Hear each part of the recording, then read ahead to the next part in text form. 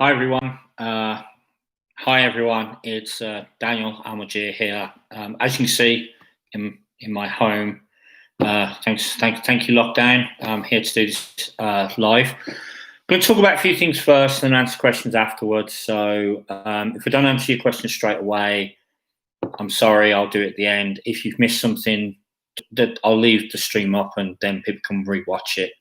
So I wanted to talk about a few things. Obviously, there's all this food furore around the academy, which has been a bit of a mess. Rumours started. Let's talk a bit of a timeline about this so people understand what's happened. Last week, when all the Christian speaking stuff was going on, there were rumours everywhere that the academy was being dumped. And it's one of those rumours where you don't really want to say anything about it because if it's true, it's horrendous. And if it's not true, you're just going to look like a dickhead. And obviously, I don't want to do that. So you've got to also understand with rumours, you need to know where they're coming from and why people are spreading them. And it was just not a good situation. So like everyone else, I just kept my mouth shut. But the Athletic picked up on it, and I'm a little bit surprised they went with it on Monday, to be honest with you. I don't think there was enough detail to go with it, but they did.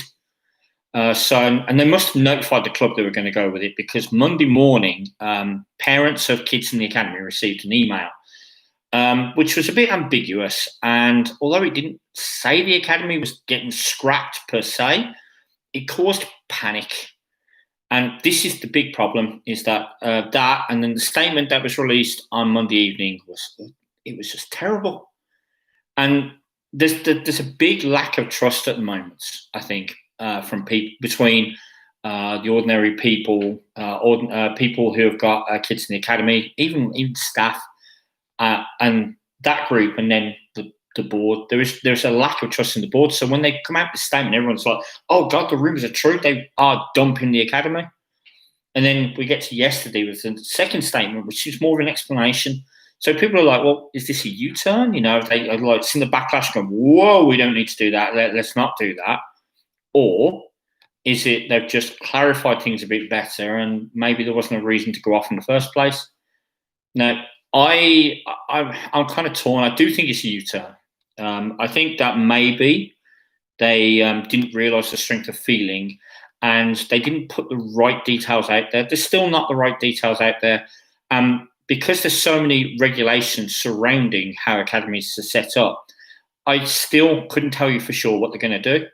As an example, I've heard that a Category 1 academy has to have every age up to under 18s and so on in the same setup, in the same leagues. You can't opt out of the league. So if they're going to have a B team and a C team, they're not going to enter those into the Premier League 2 or into the Professional Development League, then I don't understand how they can have still go for Cat 1.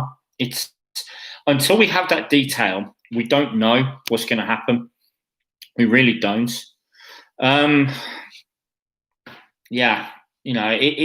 Details are always the issue. And I think that comes back to the thing as well. How has this been thought through? Oh, shoot. Did not mean to do that. In September, they told us we were going for Category 1 status. And, they said that the academy is the backbone of the club. Now they're telling us that it doesn't really work. And they said one review said this and one review said that, and it's easy to understand why people don't trust. And the problem with trust is once it's broken, it's gone for a long time. It can be repaired, but it takes time for that to happen. And there is a lack of trust, and it's part of a wider problem. You look at people getting made redundant from the club, and people who maybe work for the club are concerned for their jobs currently because of COVID and people getting made redundant. And then they might be worried they've heard there's a personal angle to how redundancies have come about. And, you get the paranoia, don't you? Am I going to fall out of favour and get trashed? You got coaches who are thinking, well, what's happening? Can I trust these people? You've got parents who have kids in the academy thinking, well, is this the best situation for my kid to be in? And even though it might be that everything's fine, that ambiguity and lack of trust is a real problem. And it's going to take a bit for the club to recover that. Pain, isn't it? The second thing I wanted to talk about was Hong Kong. The sale's obviously gone through, partial sale. One board member and a strategic committee are supposed to come into place. So what I understand is going to happen, or whether it will or not is another thing, is that they're going to remove one member from the BCFC board and replace them with someone that Wong picks. Now, I've got a feeling I know who that's going to be, because there's one guy on the board who is Paul Soon's guy, and it makes no sense in being there. Paul Soon's pulling out. So, he goes out, Wong pick, or maybe the elusive Mr. King even, pick someone else to come on, and the strategic committees are even more interesting thing in that I would have thought a strategic committee would have been good for this academy situation, because the strategic committee would have been able to give a big picture kind of assessment, say, look, before you do anything, you need to have this in place, you need to have these details, and you need to be thorough. I'm waiting for updated details to come through about it, when these are going to happen. When they do, we'll talk about it. The strategic committee is meant to include Mike Wiseman, who everyone should know, and a Chinese guy whose name I can't remember off the top of my head, who no one knows, plus one other. So when those are confirmed, I'll look into it. I'll write something. You might have also seen that in Hong Kong there was a placing of shares announced. So the company, Birmingham Sports Holdings, are placing 629 million shares on the stock exchange, new shares. So what they've done, they've created some new shares, they've got someone to sell them as best as they can, and any money they take in, they're using to pay off debt. None of it's going to come to the club. And this is kind of where Birmingham Sports Holdings are a bit desperate, because they have not got the money at the moment. What I think they're doing, the money they owe to Paul Soon, Trillion Trophy Asia, is due this month. And I'm curious, I don't think that Paul Soon's going to extend it, because obviously he wants out. So he is owed 6.6 million-ish in quid, that is, and a fair bit in interest. These shares being placed will pay that off. So that's what I think is happening. Whether that is the case or not, I don't know, but we'll find out soon enough in the accounts. But as I say, none of it's coming to Blues. Whether there'll be money spent in January, who knows? One of them things, I guess. Another thing I wanted to talk about was fans returning. So the question is, will it happen? We're in tier 3 right now, and the next time the tier could change for Birmingham is December 16th. I'm guessing I'll review it a few days before, then I'll announce it a few days before, and then I'll say December 16th, you're tier 2 if we're going to drop, which would mean the first game at St Andrews after that would be December 19, so 10 days' time. So the club would not be given much time to sort things out to get 2,000 fans in. Now, I'm curious as how ready they are, because it's not just a case of, we'll just send out 2,000 tickets. You need the statement to be signed off by the Safety Advisory Group, or SAG as it's known, which includes people from the council, the emergency services. They basically need to say, yes, procedures are in place, so it's COVID secure, nothing bad's going to happen, there's not going to be a fire risk, etc., etc., etc. Tick, tick, tick, tick, sign off. So there's that to be done. Then you've got how the tickets are going to be allocated, because there's a lot of things to consider. Do you give them to season? Do you just do a straight ballot season ticket holders? Do you give them to away support, to the away travel club members, like the platinum members who go everywhere? Do you save some for corporates who put a lot of money into the club? There's even people who are owed refunds, or who have put their refund again as a credit against this year's season ticket and might want money back. Do you put them in there? It's a decision where there are no winners, and I can honestly believe if at the club no one wants to do it, because they know they're going to get flack no matter what they do.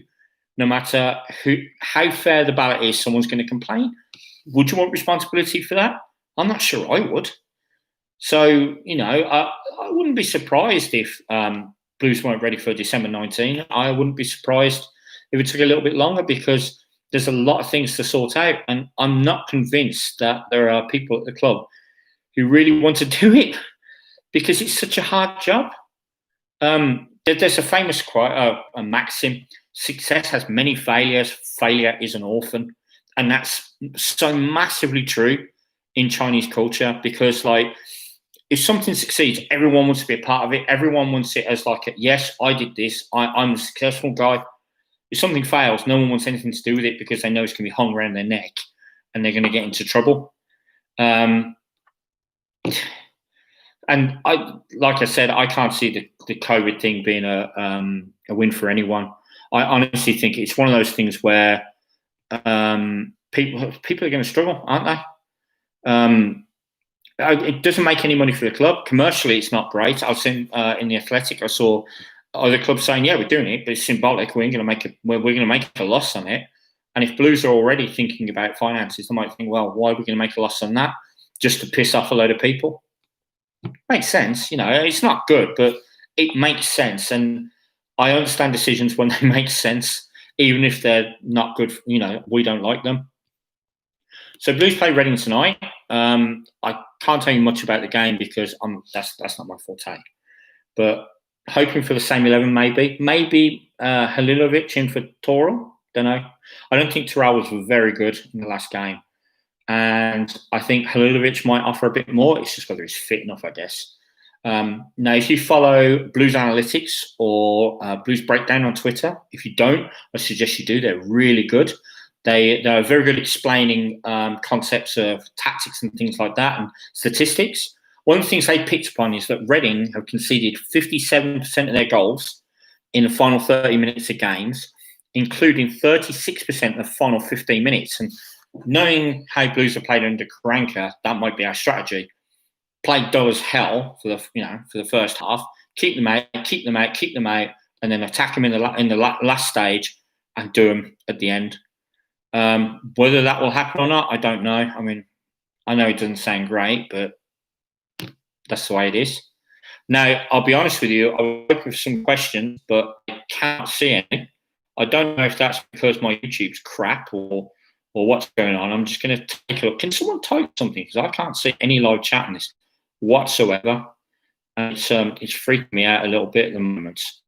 I'm just going to look at my phone to see if I can see anything. So I apologise in advance if there's any feedback. I'm still new to this live stuff right now. I can see that I'm here. Oh, yeah, loads of questions. Right. Let's go through them. So, keep right on daily. Your thoughts on Karanka? They are the same as they were a few weeks ago. I think he needs time. I think he's got a massively unbalanced squad. Yes, the football is dull, but maybe it could get better.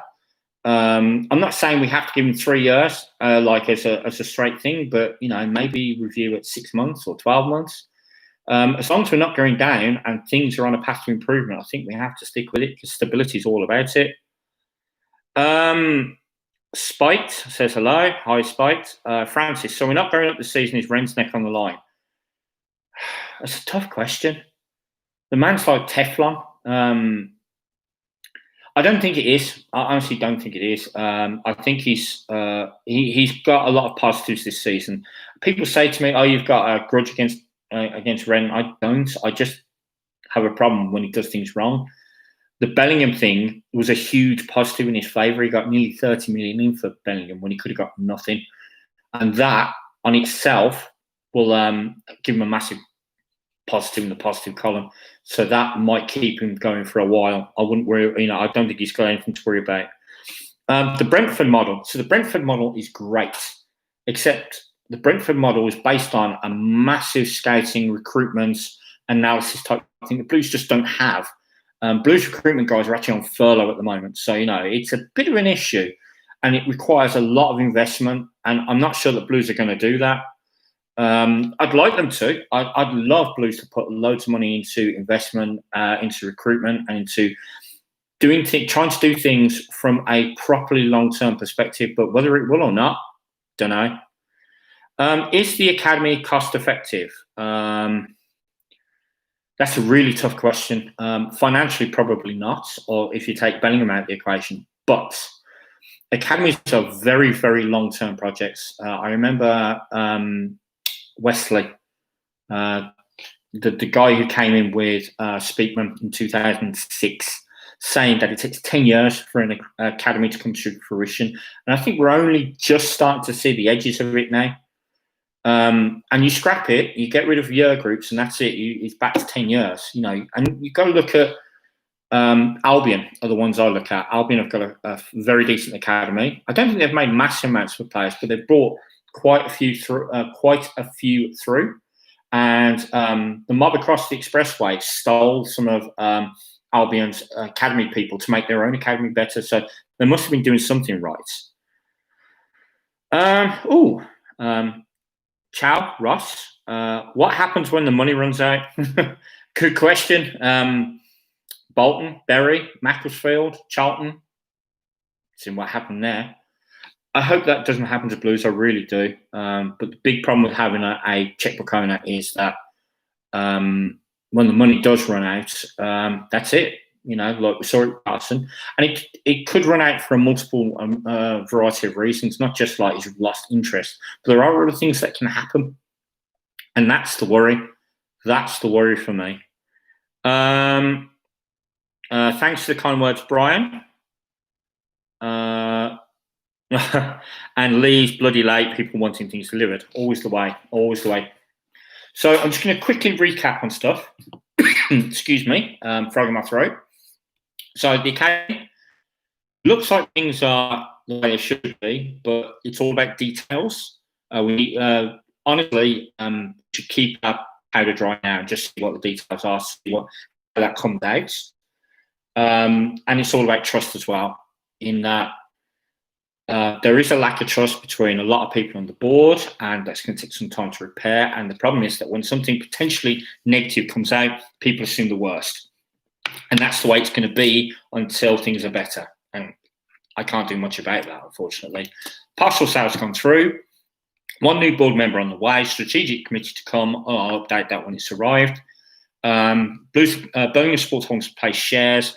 Probably to get rid of Paul Soon's loan, so I don't think they'll extend it. None of it's coming to the club. And I'm not sure that there'll be a rush to get fans back in the stadium because it's not profitable. It's a pain in the neck, and people don't want responsibility. So thank you all for watching. I guess that's it. Let's enjoy. Hope we enjoyed the game tonight.